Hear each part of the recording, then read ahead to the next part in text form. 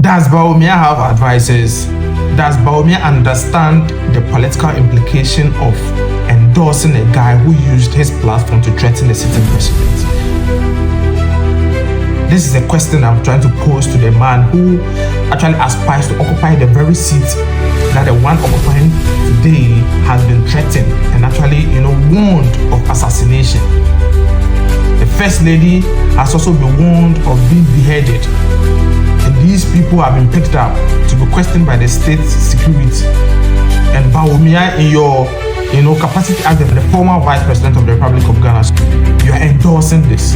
You are speaking to them, encouraging them, having tete-a-tete with them, trying to let them understand they did no wrong, and you are behind it. That is politically suicidal, bro.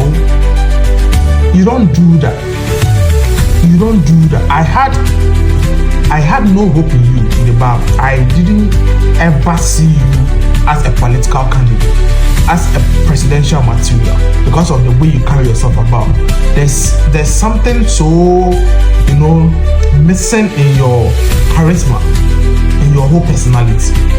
But I didn't know you could stoop so low. I didn't know you had no values. I didn't know you could actually condone individuals who blatantly insult the president. They didn't even insult the president, because under the former president, people who insulted the president were actually incarcerated. Some were jailed for mere insult. But they went above and beyond insult. They said they were going to kill the president. And they said this on the back of a helicopter crash that actually claimed 8 people.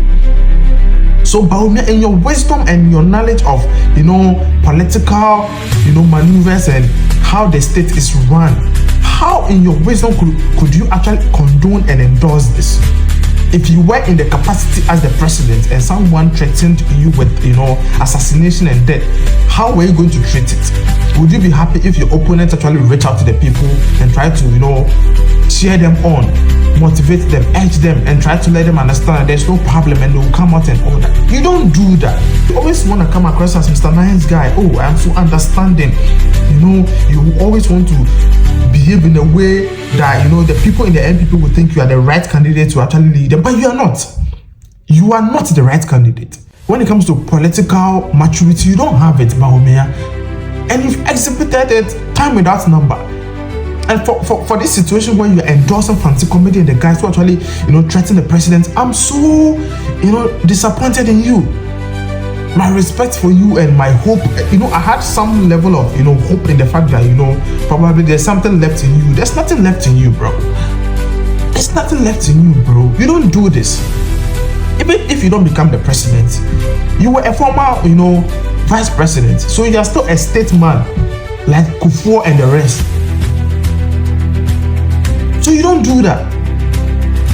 Anytime a political leader backs criminality, you as the political leader, you are also complicit. You are endorsing it. In a way, you are trying to tell us that when you become president, there will be impunity. People will be allowed to do whatever they like, and you wouldn't care. As far as they are your people, you support them. Even in opposition, you are supporting people who are threatening the president. When you become a president, you are going to endorse every bullshit from your people. You're not going to stamp your authority. You don't have that in you. You can't speak to them to stop doing nonsense. You don't have it in you. You've exhibited it. And you want us to entrust the nation into your care, then people will probably become a junta. They are going to wipe out everybody, because even in opposition, you can't call your people to order. When you become president, you are going to let them do whatever they like. A serious political party do not back this. You stay aside. If your own people want to do it, that is cool. But you are aspiring to be a president. You are aspiring to be in that position, and you visit Mahama, and you try to act like Mr. Nice Guy, but you are not. Apart from coming across as Mr. Nice Guy, you don't have the temerity, the audacity to call your people to order. You don't have the fortitude, the mental toughness. You don't have it. You're so down. You're so you don't have it. You're not tough. You're not strong. You're not built. Because that is the only reason you could do this. Look at this guy that you're endorsing. Look at this Fante Comedy guy. Look at the things they said on their TikTok. There's no way that this will be endorsed. There's no way that this will be accepted. But you're actually frolicking, hugging them, speaking to them, granting them, the privilege of meeting you and all that. Bro, then I will, I'm so disappointed. I don't know. I don't know what you want to achieve with this. You think that is the reason the Ghanaian populace will vote for you? NPP is already an unattractive political brand. So you guys need to sit down and rebrand the NPP. What you are doing, you are making matters worse for your people. You are making matters worse for you. Level-headed Ghanaians and discerning Ghanaians will never buy this. They will actually be appalled by this. When I was kidnapped, no NDC person came to back. The party did not back me up there.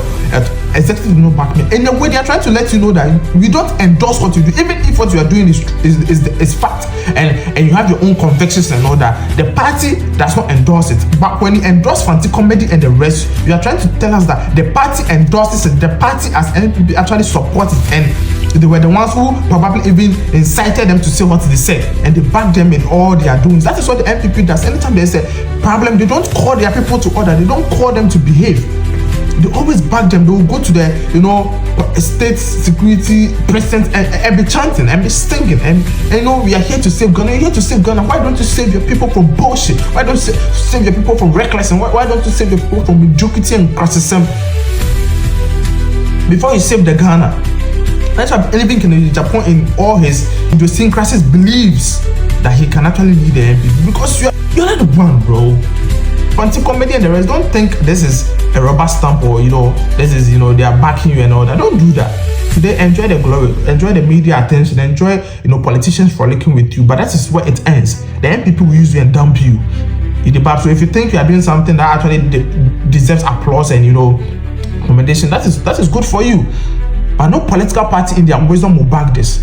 Today in the US, a man has been actually arrested for threatening Donald Trump. I didn't see the Republican Party or the Democrats backing that man, because the president is the president of the country. He's not the president for the NPP or the NDC or the Democrats or the Republican. The president must be protected at all costs. So if you threaten the president, you threaten the country.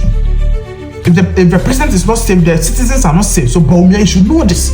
And know that if you're endorsing this person, that means you're endorsing criminality against the people of Ghana. Because if it is against the president, that is against the people of Ghana. I don't know why in your political maturity you don't know this.